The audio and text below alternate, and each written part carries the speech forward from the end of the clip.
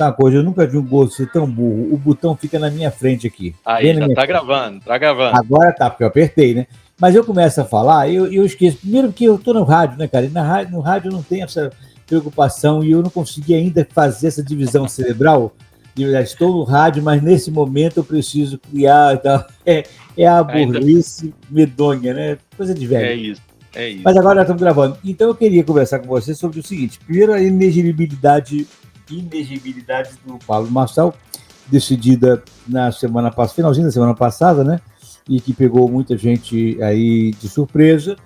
E a segunda questão é essa questão das eleições na Alemanha terem trazido esse avanço tão forte da AfD como hoje, sem sombra de dúvidas, a segunda maior força política na Alemanha. São duas coisas preocupantes, não? Eu acho que a gente tem que... Eu vou começar pela Alemanha. Acho melhor. Eu acho que a gente tem que fazer uma espécie de comparação ao que aconteceu em Berlim ou na Alemanha com o que aconteceu em Paris, na França, com a Le Pen. Eu acho, sinceramente, Jansen, a questão da extrema-direita, ou como a esquerda normalmente tenta difundir como extrema-direita, ela é uma reação a uma espécie de política europeia capitaneada pela Comunidade Europeia, né, pela von der Leyen, né, e que teve um precipício aumentado a partir daquelas questões relacionadas à Covid. Isso aí eu acho que vai ter muita coisa por debaixo do pano sendo movida em relação a 2019, 2020, não sei até que ponto, e também de um certo enfraquecimento da social-democracia europeia, que se vendeu ao wokismo, que não era uma, digamos assim, uma ansiedade, um anseio do povo europeu, como não é em lugar nenhum. Eu acho que, de alguma forma, a esquerda na Europa ela está aprendendo o que os democratas nos Estados Unidos demoraram e não aprenderam, e que me parece aqui no Brasil os principais sistemas de telecomunicações, as principais mídias oficiais, elas também não compreenderam, como o partido atual no Brasil também não compreendeu. Então, qual é a minha visão com relação à extrema-direita?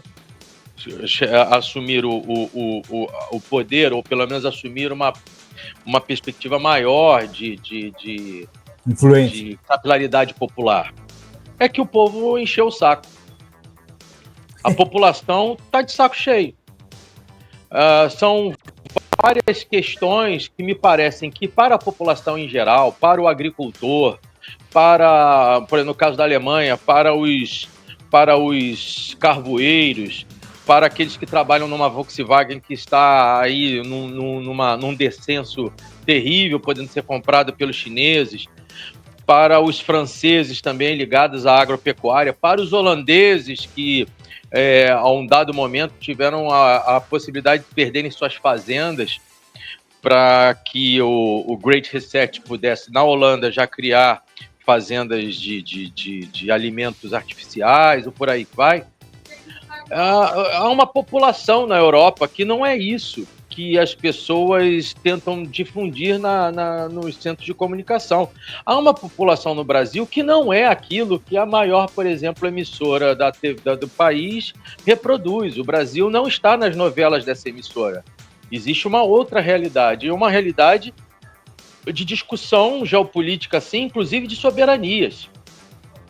Isso vai, ali que eu vou falar amanhã, né?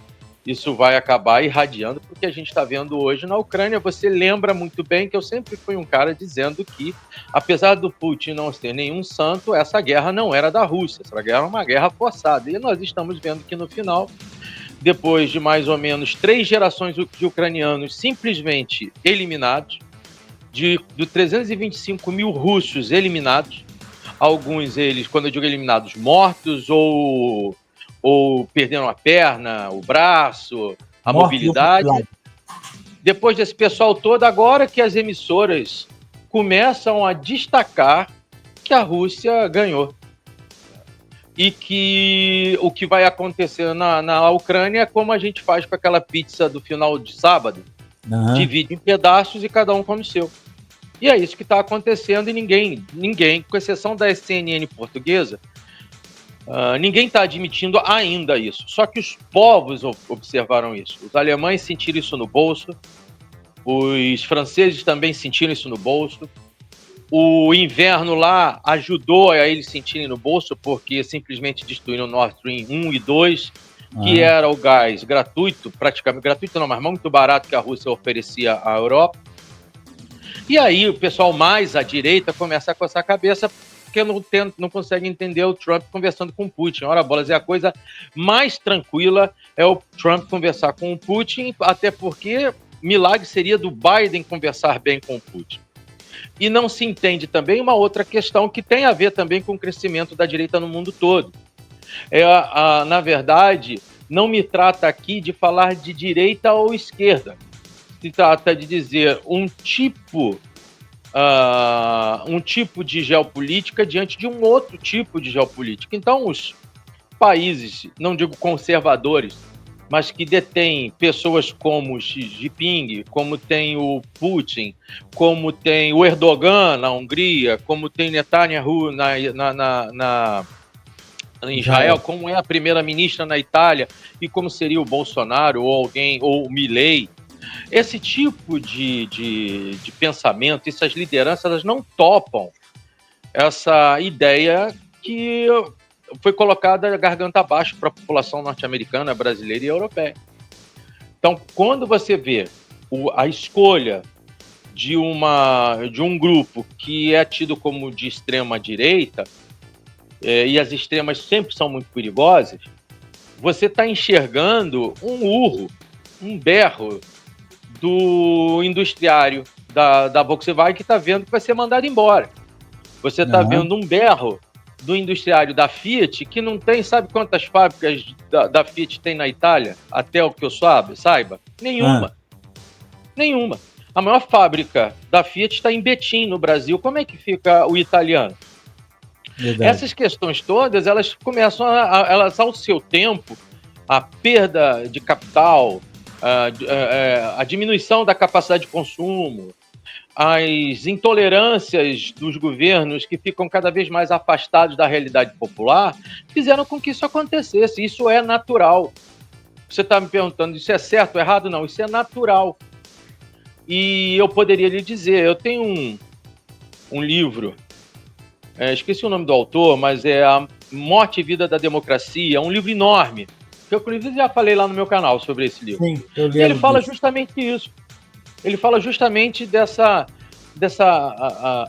pobreza que começa a concorrer dentro do cenário político mundial e que vai fazer com que o que aconteceu aconteça. Mas também nós não podemos discutir ou esquecer que o próprio wokeismo é algo também radical. Há uma radicalidade no wokeismo de tentar determinar hábitos que a população em geral não está acostumada. Isso não quer dizer que não se tenha de ter direitos bem delineados, catalogados na liturgia legal, que protejam, sim, pessoas e que assumam, sim, erros do passado e que ainda concorrem com os dias de hoje, como, por exemplo, a prática do racismo. Não é uma coisa, não tem nada a ver com a outra. Então, esse é o primeiro movimento. São bandeiras que precisam ser levantadas, independente do lado que se está. Acabou. É um âmbito que não está ligado à ideologia, está ligado à ética das relações. Sim, simples exatamente. Assim. Da mesma forma, aí venhamos aqui para o Brasil. O Pablo Marçal é algo que me parece proveniente da má política tradicional, do esgotamento dos personagens e do jogo político tradicional, do esgotamento com o Centrão, mas também com o descolamento de uma esquerda como a do PT e um afastamento de uma direita mais radical, em que também, substancialmente, creio eu, será a vencedora das próximas eleições federais. A mim não tenho dúvida nenhuma. Da mesma forma, a população brasileira tem certa desconfiança daquilo que se normalmente, e aí tem que se provar para assumir isso, mas que na mente do brasileiro existe hoje uma coisa que ele nem sabe o que significa, mas que a gente chama de lawfare. A questão dos tribunais, os tribunais precisavam estar sobre um aspecto bem legitimado de não serem executivo nem legislativo nessas relações. E isso eu já alertava para que mostre aqui assimilando aqui uma legalidade, uma singularidade e uma seriedade com relação a essas questões. Já a Lava Jato agiu errado. Isso não quer dizer que as pessoas julgadas pela Lava Jato não tivessem seus crimes atribuídos e comprovados. Mas o Moro agiu de uma forma corpulenta e que sempre parece sob efeito de pressão internacional. Algo agora que com a USAID e o FID, o Ministério da Saúde norte-americano, né, que está na mão do Kennedy, e a USAID, que o nosso Elon Musk está fazendo um atropelamento, estão abrindo a caixa de Pandora, e se for verdade o que está acontecendo ali, vai ser um escândalo a níveis de tribunais e até em alguns, dependendo do país, se não for uma democracia bem assegurada, tribunais de exceção, o que seria perigosíssimo. Mas voltando ao Brasil, o Pablo Marçal, ele é o fruto das redes sociais, que devem continuar sendo livres, a minha perspectiva, mas é o fruto de todo um processo de esgotamento da política tradicional, da relação centrão, do tipo de esquerda que o PT ainda não se reinventou, o PSOL muito menos, onde o brasileiro se sente completamente deixado de lado, onde as propostas e planos são feitos a partir de uma picanha, onde a discussão de segurança pública pela boca do próprio presidente é amenizar aquele rapaz que rouba o celularzinho para poder sair à noite e aproveitar o seu dia, é não olhar as realidades, é perceber, por exemplo, o nosso Rio de Janeiro como uma cidade mais perigosa do que foi Medellín em tempos passados, né? E que nós estamos deixando, como em banho-maria, o inferno chegar. O Pablo Marçal é justamente uma pessoa extremamente midiática, que consegue cativar o pensamento de muitos e que, graças a Deus, em certo tempo, já não conseguiu mais. As propostas iniciais do Pablo Marçal eram propostas interessantíssimas na cabeça da população, e há também uma outra questão, a mudança da cabeça do jovem brasileiro que já não quer mais o Bolsa Família, e sim empreender. Essa é uma tentação que, para governos como o do PT, que trabalham o pobretismo, é muito perigosa, que é uma ação positiva de transformação. E o Pablo Marçal vem como uma opção. Eu acho que, e aí eu não sou um jurista para poder analisar justamente essa inelegibilidade do Marçal, mas ele costurou muito para que isso acontecesse. Mas tais inelegibilidades poderiam ser passadas ao Datena também. Né? E essa aqui me parece o grande problema dos tribunais hoje. A visão do popular para o povo parece que está ajudando um para atrapalhar o outro.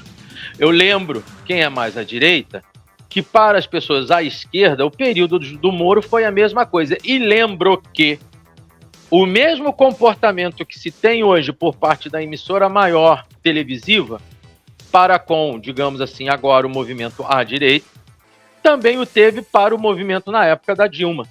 Porque não é interessante ao sistema, de alguma forma, nenhum dos dois.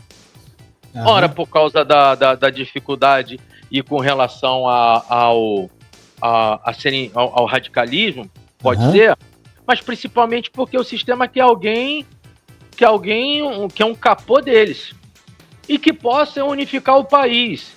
O problema é que a unificação que o sistema quer ao país é uma unificação de miséria e, ao mesmo tempo, é uma unificação de perda da soberania. Você lembra que eu dizia e sempre digo que se o Brasil não olhar bem para o que aconteceu à Ucrânia, o Brasil é a carta da manga para ser dividido em 3. E eu falava que a Ucrânia vai ser dividida em 3. Por quê? Por conta de várias questões, né? E, nesse sentido, eu me apoio muito nas falas do ex-senador, ex-ministro Aldo Rebelo. Eu gosto muito dos moderados que se conversam, né? O Aldo Rebelo tem conversas longas com o príncipe Luiz Felipe de Orleans, que é deputado federal, a Ana Amélia. Pessoas que podem, a partir da sua perspectiva, digamos assim, política e ideológica, ceder para um país maior. Nós precisamos, como Brasil, realmente fazer uma revisão geral de tudo, inclusive dos poderes, para que eles sejam melhorados e não extirpados, porque democracia não vive, prestem atenção, democracia não vive sem executivo, legislativo e judiciários fortes, equânimes e que trabalhem dentro da política dos pesos e contrapesos em tudo, e que se monitorem entre si. Nós temos, então, um resultado, Pablo Marçal, e o resultado do julgamento a ele pode parecer o esgarçamento daquilo que seria a República Brasileira. Você sabe que, para mim, como monarquista, mesmo sendo eu um monarquista, né? Aqui, cadê? Olha ela aqui, ó. Mesmo eu sendo um monarquista, não me é grato ver a República do jeito que está, porque eu tenho filhos, vou ter netos, e eu tenho uma cidade para morar, eu tenho esposa. Entendeu? Então essas questões todas me parecem bastante complicadas. E vai ter sempre a briguinha para saber se fulano está certo ou está errado, se houve uma intriga para o pessoal ser preso, se não houve para o outro. E essa confusão é aquilo que o sistema mais gosta, que a gente chama de fuga pela fumaça. Né? Eu proponho, para quem quer conhecer um pouco o Brasil, eu posso fazer aqui um merchan de um filme. Pode, à vontade. Eu proponho verem a série na Netflix Hora Zero. Não é uma grande série, não. Mas aí o pessoal vai entender o que é o Deep State, o Estado Profundo. O Estado Profundo é o Estado que manda no Estado, interiorizado, onde você não vê esses rostos. E os rostos que aparecem não são os comandantes do processo, e sim os empregados. E eu posso garantir que em alguns países hoje, os presidentes, como foi o dos Estados Unidos, eles são empregados de um poder maior, sem dúvida. Isso não tem a menor dúvida, eu concordo plenamente com você, inclusive trazendo aqui para terras tupiniquins, isso já acontece no Brasil já há algum tempo, em que a alternância obedece ao interesse dessa turma, que ora toca um pelo outro, mas a realidade não muda, né? A nossa realidade permanece a mesma exatamente porque atendem, quem quer que seja, quem quer que sente na cadeira, atende a agenda desses que continuam no comando profundo da nação. Aqui e em outras nações no mundo também. Quanto a essa alternância para a direita, eu acho essa tendência à direita e até à extrema-direita, que eu concordo plenamente com você, que é uma questão de uma espécie de desabafo, né, da sociedade local, dizendo não aguento mais isso que estão tentando enfiar pela goela abaixo da gente.